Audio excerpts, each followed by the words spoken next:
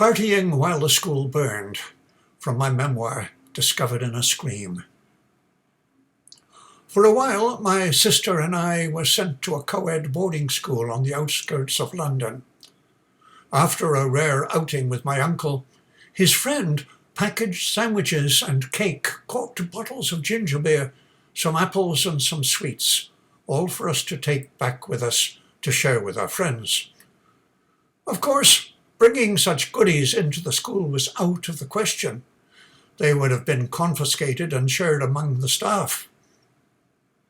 At the bottom of the school grounds, a gate led into a wooded area. It was strictly out of bounds, but a wonderful place for hiding away when solitude was needed. My sister and I secured our bag of goodies in a hollow in an old tree. Just about every boarder at Holly Hall School, once a school for boys, now co-ed because of the war, knew that a scullery door, which led to the back of the building where the ashes and slops were kept, was never locked. The kitchen staff went out at night and frequently returned in the wee hours. As soon as possible after lights out, Jennifer and I planned to meet outside the scullery door. It was simple to bunch up our blankets to make it look as if we were in bed. Then two people did occasionally slip off to the bathroom.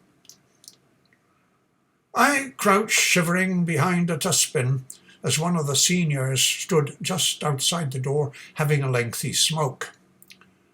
The smoker was joined by another senior who pulled a large bottle of beer from his dressing gown pocket. The two stood in the shadows sharing beer and cigarette. Finally, they went inside. Jennifer nearly bumped into them in the hallway. She was giggling with excitement when she reached me.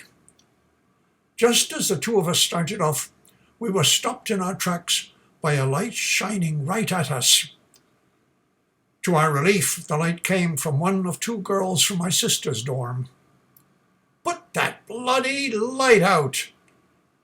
The voice came from the boy who occupied the bed next to mine. The next thing we knew, there were 9 or 10 of us, boys and girls from both dorms. We all made a dash for it, careful not to step in puddles or bump into wooden posts or trip over rope erected to replace the iron railings which had been removed for the war effort and were supposedly being dropped as bombs on Nazis far across the English Channel, or made into Royal Navy ships to help protect North Atlantic shipping lanes, or even made into bayonets to rip open enemy stomachs in hand-to-hand combat, one of our favourite boy games.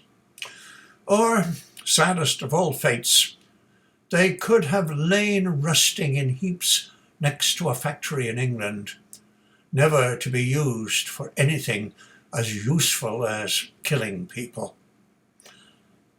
The moonlight washed the grass with silver as we streaked toward the copse at the bottom of the hill.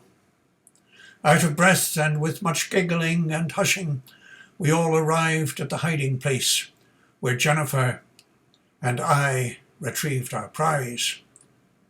This was to be the price for some short-lived popularity within our own groups.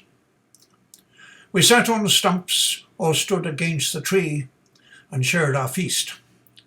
One of the boys passed around a cigarette, a dog's end.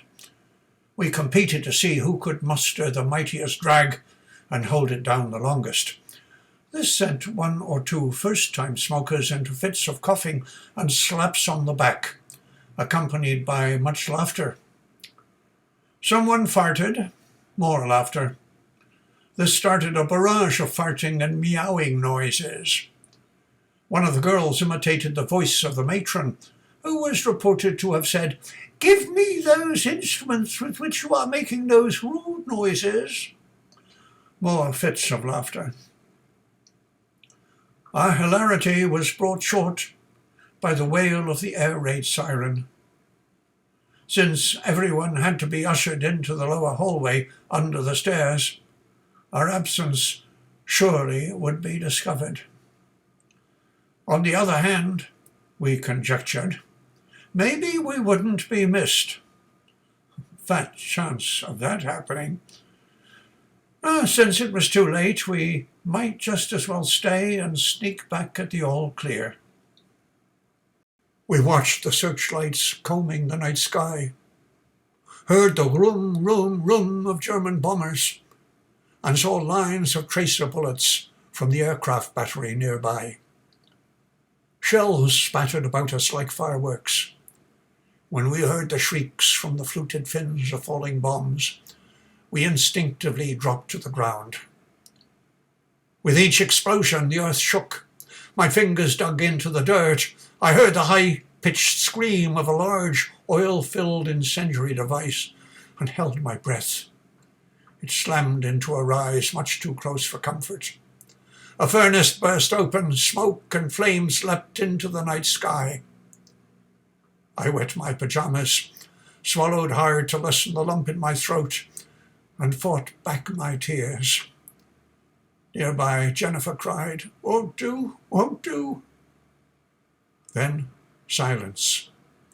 Eventually I heard an all clear. Once more, silence reigned. Someone cried. Another said, "Oh, shut it, will you?" Still another giggled, "Oh, shit, I'm shot." 2 or 3 snickered nervously at the alliterative joke. Most people, however, kept quiet. My hand bled where I'd scraped it while grappling with the ground. Then someone pointed.